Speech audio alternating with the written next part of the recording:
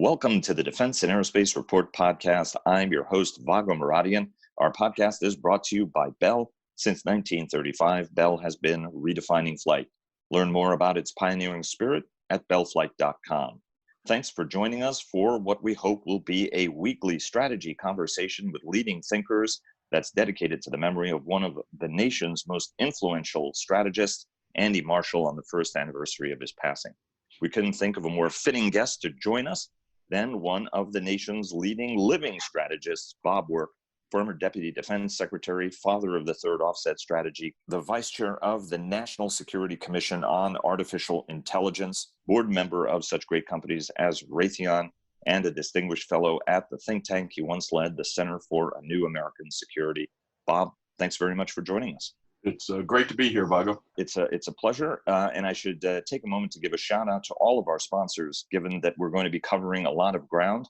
Our global coverage is sponsored by Leonardo DRS. Northrop Grumman sponsors our weekly cyber report and broader cyber coverage. Our technology coverage is sponsored by General Motors Defense, and Fincantieri Marinette Marine sponsors our naval coverage. And of course, Bell sponsors this podcast. Bob, I want to start with China. When you were Deputy Secretary, you often talked about focusing on what the Chinese are actually doing in order to better prepare our forces as we reoriented for the challenge, which led to your third offset strategy. Obviously, Russia was an important part of that as well. But you were talking about investment in artificial intelligence, in quantum, et cetera. Let's first start with your view of China's fundamental approach to warfare and how China has actually refined its thinking over the last 3 years since you were in office. Well, let's go back to Desert Storm. Desert Storm, Revolutionary War theorists would often call Operation Desert Storm a defining battle. It's a battle which shows that a new military regime has come in and has rendered subordinate or obsolete the existing means of warfare. And what Desert Storm introduced was what I'll call guided munitions battle network warfare. Guided munitions generally started to supplant unguided munitions, which the key characteristic of them is most of them miss their targets. And so there's an inherent bias towards mass and high rates of fire. Guided munitions, change their trajectory to home in on the target or aim point, and therefore they're extremely accurate. And the accuracy is independent of range. A Tomahawk land attack cruise missile is as accurate at 1,000 nautical miles as it is at 100. Now, whenever you're fighting against an enemy, you like to outstick them. What you mean is the maximum effective range of your weapons is greater than the enemy's. That allows you to fire effectively first. From virtual sanctuary, you're able to bring the enemy under fire before he can even reach out and touch you. So you have to have a means by which to look deep, look over long ranges, and you have to have a means by which to shoot deep. So you have to have long-range guided munitions. And the combination of the two allow you to kill deep. So it's look deep, shoot deep, and kill deep. And that was what happened in Desert Storm, although on a very small basis. There were more unguided weapons fired in Desert Storm than guided munitions, but everybody got what happened. They said, oh my gosh, the Soviet Union got it first. They concluded that it was a military technical revolution as early as 1984. The United States, once it saw what happened, it started talking about a revolution in military affairs. The Chinese really saw this because up until that point, their primary pacing threat was an invasion by the Soviet Union. Right. Now they're saying, oh my goodness, the United States could come in, assemble a battle network in the Western Pacific, and really keep us from either taking Taiwan or prevent us from doing any other campaign objective in the East Asian littoral. So they started talking about high intensity warfare under high technology conditions.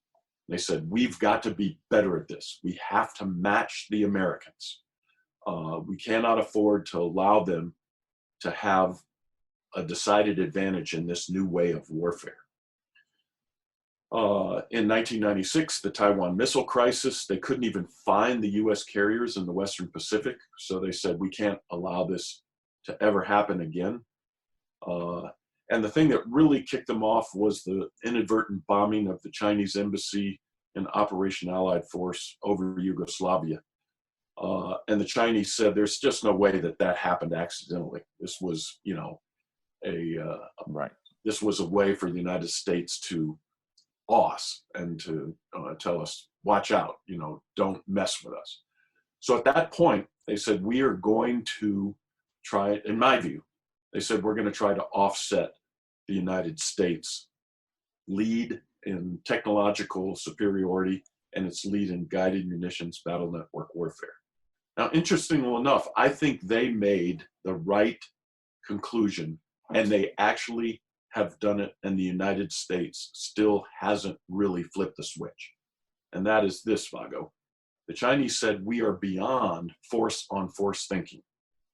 We are in a new regime in which they call operational systems. They call battle networks operational systems. The Russians call them reconnaissance strike complexes.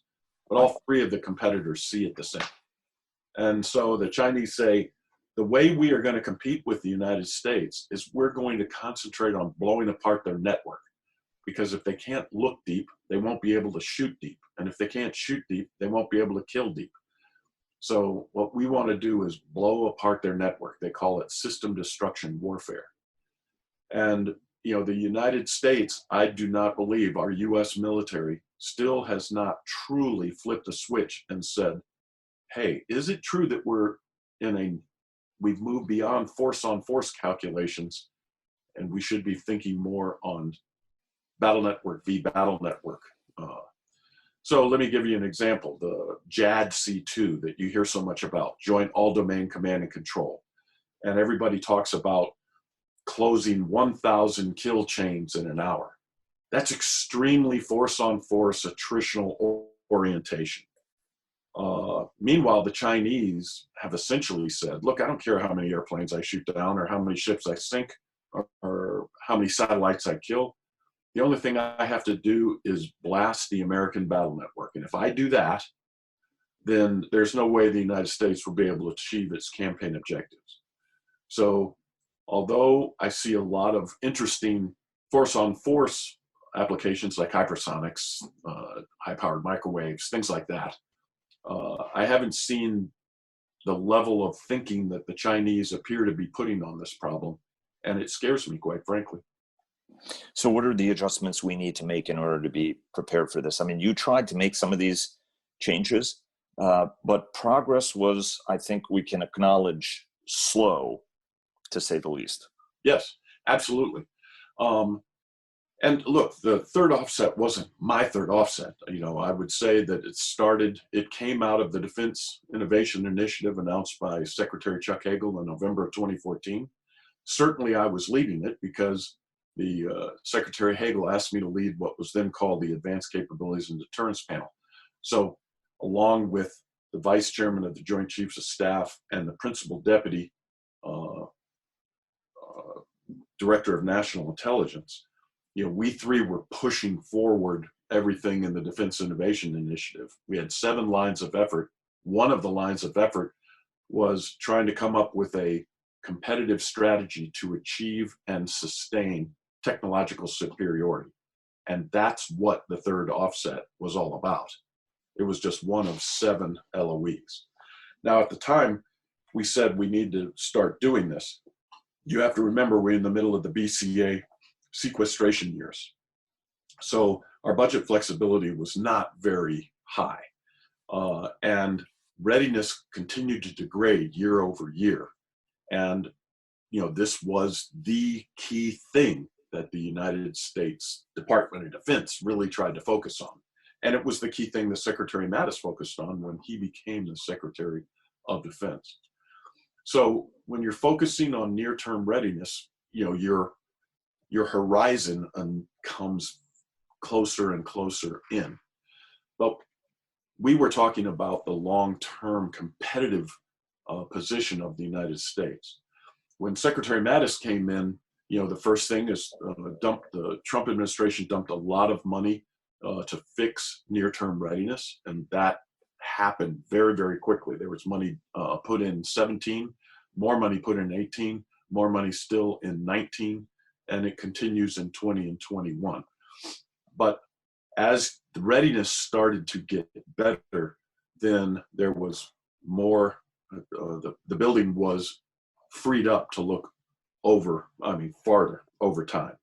Now, it's still pretty darn slow. I mean, the Defense Innovation Initiative was announced in November 2014, so not quite 6 years ago. The NDS was published in 2018. Then Deputy Secretary Patrick Shanahan said the FY20 budget would be, these were the words he used, the masterpiece. It would reflect the NDS, which said you have to look at this long-term competition, and we're going to focus on the high-end technology so we don't lose our technological superiority. But then in 21, Secretary Esper said that 21 is going to be the pivot to 22, at which point the NDS will be irreversible. So let's just think about this for a second, Vago. In 2014, we say, whoa, we have got to get serious. 2018, we have a strategy that says, make it so. And it appears as though 2022 is where we will implement the strategy. That is just too slow. I don't care. You can say, oh, we didn't have money or we had readiness problems, but the bottom line is, Vago, it's too slow. If we're serious about this competition, then we need to make the prioritization. And in this regard, just look at the Commandant of the Marine Corps. The planning guidance that he has published is astounding. It is, he takes the guidance of the National Defense Strategy. He does war games. He says the war games are telling us certain things. We're not certain yet if we can, close the book and say, yep, this is it. But he is saying, I've seen enough to say we are going to completely change the way the United States Marine Corps is structured, and we're going to structure it for, a sea control fight in the Western Pacific, essentially, and everything will change. Our aviation combat element's going to change. Our ground combat element's going to change. Our logistics element is going to change. Everything's going to change. And so, but even then, he just came in last year in 2019. So he's just starting to turn the ship of the U.S. Marine Corps. And there's all sorts of other stuff going on that I can look at and say, wow, this is really cool. I really think this is consistent with the original thinking of the third offset. It's consistent with the National Defense Strategy. But in my view, Vago, it's way too slow. I should point out to the audience that you're a former Marine. Commandants of the Marine Corps are a bit of kings of the service, right? I mean, I think Al Gray is the all-time king of the service, but the Commandant is king and generally can succeed, but also can face an enormous amount of internal opposition, as Jim Amos, for example, felt, right? He was an aviator. The ground community never got over the fact he was an aviator, and even though he tried to do some very, very positive things, there was resistance to some of those things. I don't want to relitigate that, but how successful do you think Berger is going to be? And do the folks who have a more traditional view of what the Marine Corps does end up, traditional being a relative thing, right? Because the Marines, I think, have always characterized themselves with innovation, as has the whole force. Do you think he succeeds in doing this? Because look, Tom Modly, acting Navy Secretary Tom Modly, even when he was the under, was questioning the future of the aircraft carrier in an increasingly hypersonic precision age, something which I know that you used to think about as well, but I think that things have gotten into a little bit sharper relief now in terms of where Chinese capability is. Let me put it more broadly. Do Berger or Modley's ideas for a changed future of the aircraft carrier succeed? Jury is still out. In my view, and there's a lot of different ways to look at this. In my view, whenever the Department of Defense has made a major transformation, it has always been top-down driven. You can take a look at the first offset strategy. That came directly from the president in his new look strategy. He said, I am not going to match the Soviet Union man for man, tank for tank, plane for plane. I'm going to have a smaller army, but I'm going to arm that smaller army with battlefield atomic weapons. And that is how we will deter the Soviet Union from attacking.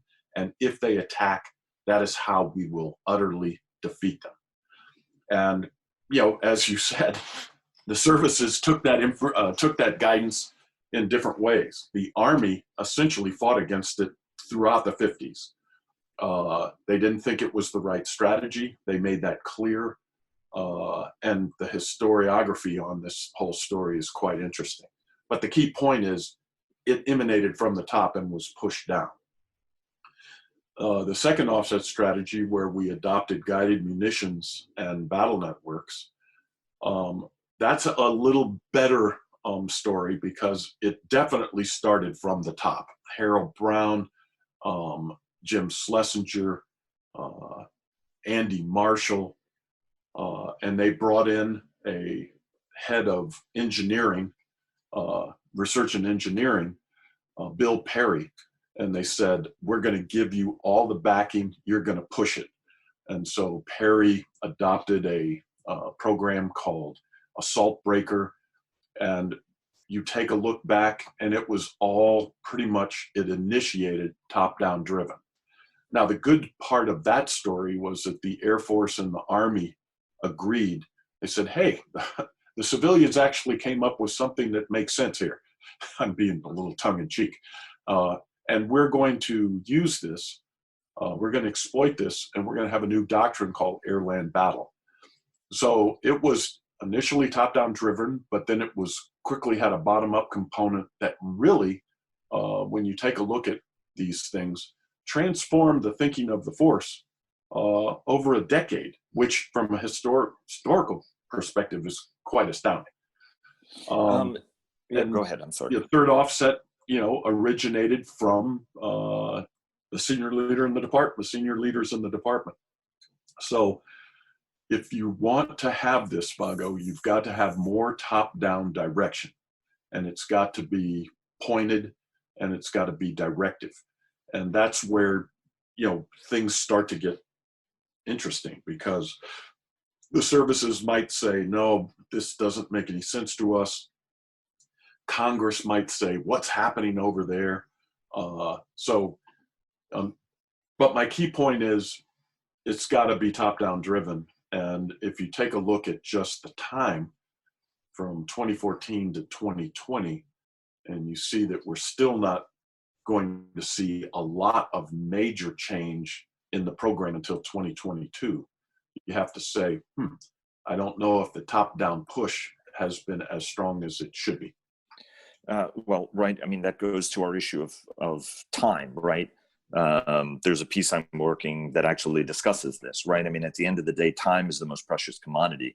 And whether you're responding to a coronavirus with alacrity, or you're moving too slowly to prepare for appropriately for a great power competition. And indeed, right, one of the challenges of your administration was there was a reluctance to even call it a great power competition, right? I mean, even toward the closing days was guidance that was coming from the White House, sort of getting on people, don't call China a competitor, for example, right? I mean, it starts with being honest about your competitors and how to look at them. Why is it, the one question as I was preparing for this, a number of people asked me, is that you spend more time talking about China and actually spend less time talking about Russia. And there are those who point out that Russia is actually in some ways as big of a competitor and as dangerous of a competitor, especially because of the size of its nuclear arsenal. Why do you spend more of your time talking about China than you do about Russia? Well, because I think Russia is conventionally deterred. There is, I guess, there is well, I don't guess. There is a possibility that Russia could try to fracture the NATO alliance through force of arms. It is a possibility. But Russia's economy is in the tank. It's even worse now that the oil prices have collapsed. They are very strong and they're near abroad, but it is very difficult for me to see how they would project power and be able to sustain anything. Now, I know that the Baltic nations are extremely worried about Russian provocations, but in my view, I think they are conventionally deterred primarily because they have not been successful in fracturing the NATO alliance. As long as the NATO alliance remains strong and cohesive, I believe they remain deterred. You bring up the point, they have the largest nuclear arsenal besides the United States. That in and of itself means that we have to pay very close attention to what they're doing. But China is a completely different level of competitor. Russia cannot compete with the West in high technology. They can do it in niche areas like space and nuclear weapons, but they just don't have the broad base, and they are not as connected to the global economy as China is. So Russia can't compete really with us economically. They can't compete with us across the board in high technology applications. And China can do both of those things. China, we already talked about its economic strength, and it has the capability to hang with us in a straight up technological competition. And so over time, they're the much more pressing or much more difficult strategic competitor because they have the wherewithal to compete with the United States on the global stage, economically, diplomatically, and technologically. So I also take a look at what they are doing in the Western Pacific and how they are organizing themselves to prepare for a possible armed confrontation with the United States. And what they are doing is just breathtaking in its scope. And they are absolutely intent on becoming a peer with the United States militarily. And if they can swing it, they want to leapfrog us. They believe they can do that by exploiting artificial intelligence, for example. So that's why artificial intelligence is such an important part of this competition and was such an important part of the third offset strategy. And now a word from our sponsor. The Defense and Aerospace Report is brought to you by the Bell V-280 Valor, bringing the mission technology of the future to the battlefield of today. Visit bellflight.com for more. You mentioned artificial intelligence, and I want to go to artificial intelligence and quantum. Obviously, you're the vice chair for the National Security Commission on AI. The chairman of that is Eric Schmidt, formerly the boss at Alphabet, once upon a time known as Google. Where do we stand in this competition with the Chinese in both artificial intelligence, its use, particularly for military effect, and then also on quantum, which is something that you were focused on, but we have now achieved quantum supremacy. Hartmut Nevin, I've spoken on the podcast before, led the Google quantum supremacy team.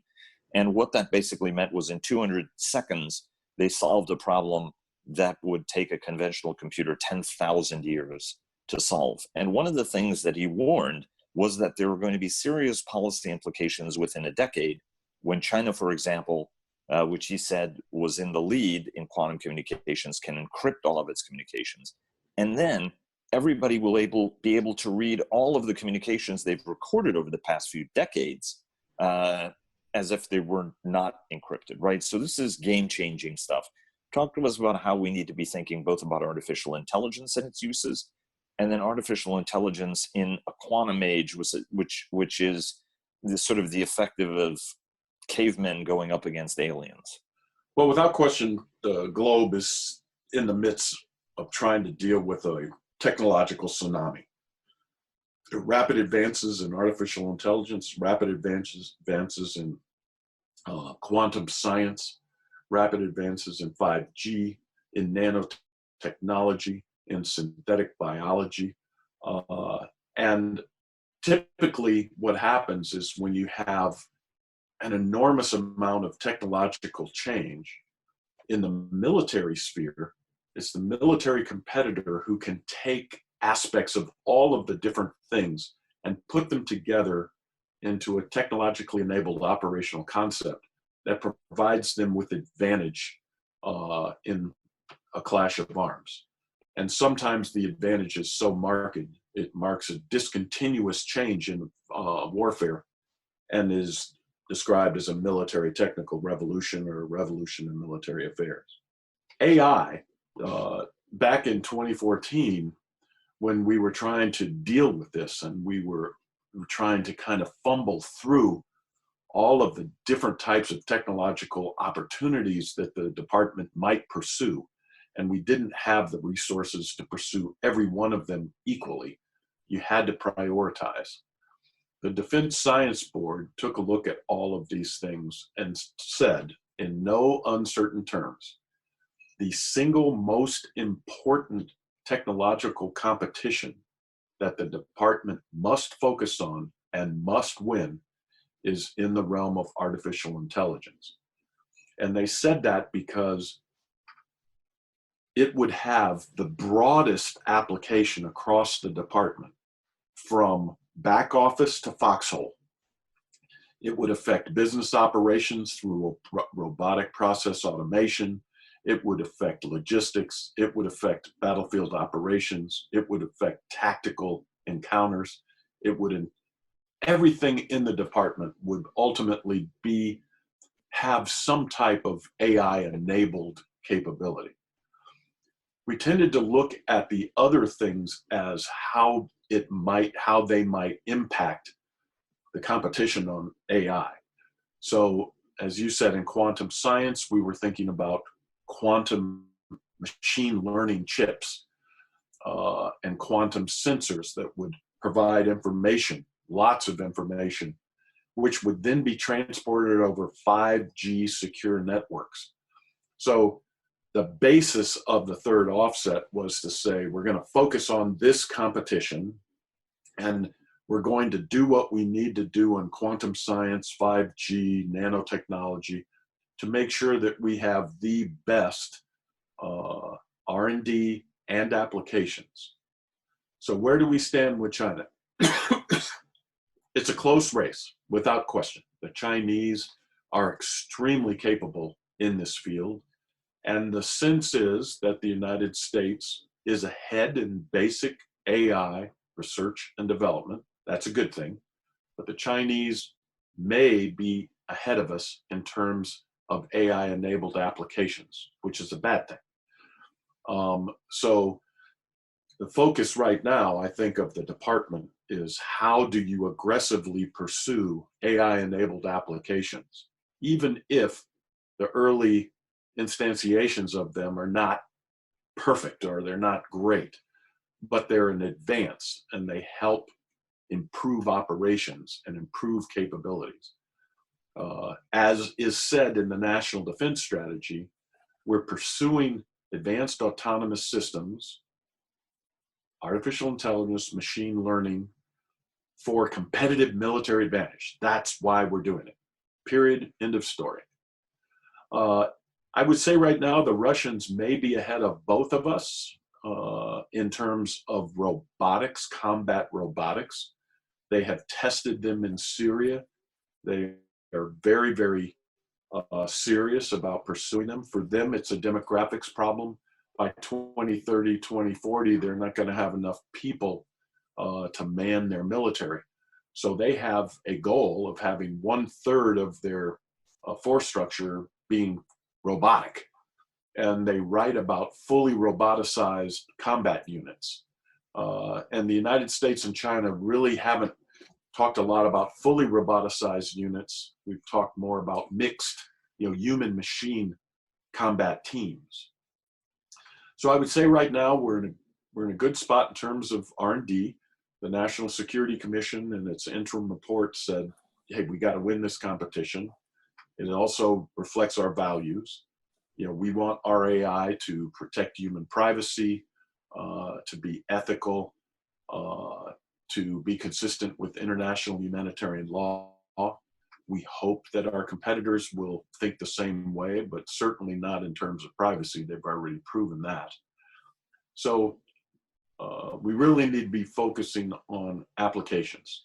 I think you're right. The sense is that the Chinese are probably a little ahead of us in terms of applications again, quantum communications and quantum sensors, for example. But in terms of the basic R&D, I think the race is too close to call. You know, so 5G, clearly the Chinese are ahead in terms of infrastructure. But again, I believe the United States hangs right in there in terms of the basic R&D. So go ahead. Sorry. Let me try to ask two very quick questions. We're very much over time, but two very quick questions and tight answers if we can to bring this to a close. Bob, if I could talk to you for another hour, I would, but very, very quickly, I want to ask you about a hypersonic. Very quickly, I want to ask you about hypersonic weapons and how they actually have to change how we think about employing force, right? I mean, you mentioned the broader complex the Chinese are developing, but one of the questions even Tom Modley is considering in reconsidering the aircraft carrier and the design we have is how vulnerable these systems are, especially precision area denial systems, to actually hold at risk very large, heavy targets. That's what Commandant Berger is talking about when he's looking at a much more distributed force architecture, fearing that large deck amphibious ships will be very vulnerable. How do we need to think about forces basing the whole enchilada in a hypersonic age? Because one of the things that military folks are saying, who are very smart, are saying, look, our emperors have no clothes if we can operate very successfully in a universe, you know, agile basing, agile relative to what? I mean, people aren't going to be sleeping under the wings of their airplanes and get a fighter wing out of Dodge in 5, 10, 7, 12 minutes, right? How do we need to be thinking in a hypersonic age? And I have one last follow-up. Well, let's go back to the basic premise of guided munitions warfare. In unguided munitions warfare, what you would have to do is, because most of the munitions miss their targets, you had to do massed salvos. So you put 1,000 bombers over Schweinfurt. Each of the bombers drop 10 500-pound bombs. So you've got 10,000 500-pound bombs raining down on Schweinfurt. And you say, man, that factory is toast. Well, it turns out that only 5,000 of the bombs fell within a circle with a radius of 3,300 feet centered on the target. So 5,000 bombs, each with a blast radius of about 300 feet, fall within a circle with a diameter of 1.25 miles. So the chances of hitting the target, you know, it's all statistically very, very low. So you just have to pour bombs on the target. In guided munitions, most munitions will hit what they're aimed at. So you only have to saturate the defense, because any single leaker that gets through is going to hit the target. That means that guided munitions warfare is offensive dominant. Even if you're using guided defensive weapons, generally you will be able to hit the target. So the first principle of guided munitions warfare is fire effectively first. Because if you get your rounds on target first, you're going to start to accrue operational advantages very, very, very quickly. Hypersonics is a means, and the Chinese picked this up earlier than anybody. The Chinese said, this is a means by which we will be able to fire effectively first against American targets in the Western Pacific.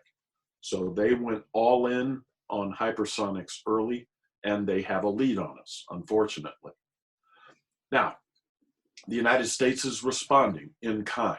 They're trying to develop their own hypersonic weapons to make sure that the salvo competition doesn't go against the United States. And oh, by the way, Vago, one of the problems in most war games is the United States never initiates the war. Very few people who are playing president or secretary of defense in war games say, okay, we're going to start the war by attacking the Chinese mainland. Right. That means that we have to eat the first salvo, which makes it even more stressing. So the key thing here is right now we're in an offensive dominant regime. But the one thing that I ask myself constantly is, can a new family of electric weapons start to change this fundamental aspect of the competition? And electric weapons, I include high-powered microwaves, which are able to potentially fry the innards of a guidance package at substantial ranges. Lasers, which, because they're not all weather, are probably going to be more close-in defenses, and hypervelocity projectiles fired from guns. I consider, what am I calling electromagnetic railguns. That's what I'm going. So electromagnetic railguns, lasers, and high-powered microwaves. We should have right now a Manhattan Project looking at those three things, because there is a possibility, we would have to prove it engineering-wise. There's a possibility that a family of those electric weapons would be able to establish essentially a keep-out zone, horizon to horizon. And if that occurred, then the balance between offense and defense in this warfighting regime would be much more equal. And you could imagine naval maneuver in the Western Pacific, as well as little porcupine distributed forces operating along the first island chain. So the hypersonics is causing us a problem right now. We're focused on trying to have our own hypersonics to allow us to at least have an equal shot in a salvo competition. But in my view, the longer play is to go after electric weapons and see whether or not we can redress the offensive dominance of this current regime. Well, I would point out that we are going to field a battery of 4 weapons by 2023. Let me ask you which some would say is somewhat insufficient for the challenge we face. Let me ask you one last question, and very briefly. So much of this depends on engineering talent. Wherever you go, one of the number one limiting factors is engineering talent and scientific talent. And even Mick Mulvaney, former White House chief of staff, rang the alarm bell that said that effectively, because of the administration's policy, there's been an 11% decline in highly qualified people seeking to come to the United States. Do we need an Eisenhower-style program that helps the nation generate the kind of scientific and engineering talent it needs to stay competitive for the future? Yes. Look. And what does it look like? Well, the United States, in this long-term strategic competition against a technological peer, the United States wants and needs to be the magnet for the world's talent. The United States used to be the magnet for the world's talent. But over the last several years, that is no longer the case. And everyone who works in this area, whether it's in quantum or 5G or artificial intelligence or synthetic biology, nanotechnology, it doesn't matter. Everyone says the same thing. Talent is the key to the competition. So if you are stopping talented people from coming to the United States, working in US interests to help us in a long-term competition, if you're stopping that, then you're pretty much putting one arm behind your back and you're saying, let's go for this. So I don't think there's anybody who works in the high-tech area that thinks that our current immigration policies make sense in terms of a long-term competition. Now, immigration policy has to make sense for a wide variety of different things. But in terms of a high-tech competition, you want to have the talent coming to the United States. But then about growing homegrown talent, what do we need? Tax breaks, scholarships, other incentives, a la President Eisenhower? Yes, I think there's a lot of different ways I've heard it expressed. A STEM core or a digital core, have a U.S. government program of smart STEM trained folks. And you could almost say, hey, we're a little short on AI specialists right now, so we're going to have an enlistment bonus. I'm making this up, obviously, but we're going to have a enlistment bonus to draw people into the U.S. government service or working in the Department of Defense. We could have a national AI reserve training corps where we pay a full ride to anybody who goes to a college, maintains a good grade point average, and graduates with a degree in either computer science or software engineering or you name it. And those people then would have the option of either joining the government or DOD as a civil servant and working in a career, or they would go into a reserve corps, and every month they'd spend 2 weeks at a U.S. military unit or a U.S. cabinet agency. And they would say, let me tell you how this technology can help you do your work. And then 2 weeks out of the year, they would go to a major exercise or do a major kind of a short internship with a government agency and say, how can we help this technology help you work? And so the whole idea is to draw homegrown talent in, attract foreign talent in, get them into the government, get them into the Department of Defense, and get them raising the overall digital aptitude of the government and our military over time. Is this going to take a major calamity for us to make these changes? I mean, we're talking about time. You guys did start doing it. There were some people who accused the Obama administration of not moving fast enough to make some of these changes at the end of the day. Is it going to take a major calamity for the entire organism to recognize the dire need for change and adaptation? Well, I hope not. I mean, historically, it's not so much a major calamity as it is a sharp surprise, like Sputnik. Holy moly, the Soviet Union is ahead of us in terms of space exploration. We can't allow that to happen. So generally, it's technological surprise. And so I prefer to use that instead of a calamity.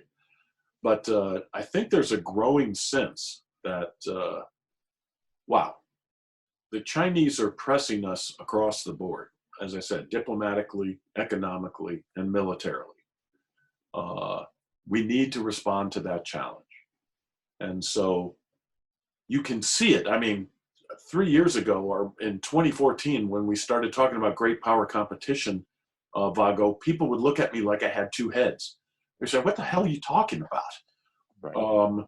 And now, if you go up on the Hill, there's widespread appreciation of the competition that we find ourselves in. And there's growing determination that we have to go after it. So you have different members introducing different bills on 5G, different bills on AI, etc. So I actually think this is kind of like a slow burn, and that Congress is really starting to pay attention to this. And so I'm hopeful that Congress will be able to start legislating programs that's saying, hey, let's get after this as a nation. So I'm hopeful that we aren't faced by a big technological surprise. On that very issue, the technological surprise for the Chinese was when Alphago defeated Lee Sedol, who was a grandmaster in the game of Go. And the Alphago was a AI that beat Lee Sedol 4-1 in a competition. And it was generally, at the time, it was generally thought that AI was not going to be able to defeat a human in the game because it had so many different opportunities for 10 years. So when it happened, it shook the entire Chinese society. That was their Sputnik moment. And that's when they said, hey, this is no joke. We are going to beat the United States in this competition. And it's going to allow us to leapfrog them economically and leapfrog them militarily. The United States hasn't had that Sputnik moment yet. Bob Work, thanks so much for spending so much time with us. We really, really appreciate it and look forward to having you back on again in the future. Thank you so much, sir. Thanks a lot, Vago. It's great talking with you. And thanks to all of you for joining us today. Please follow our daily interviews with top government, military, industry, and thought leaders at Defense and Aerospace Report, and subscribe to our weekly newsletter.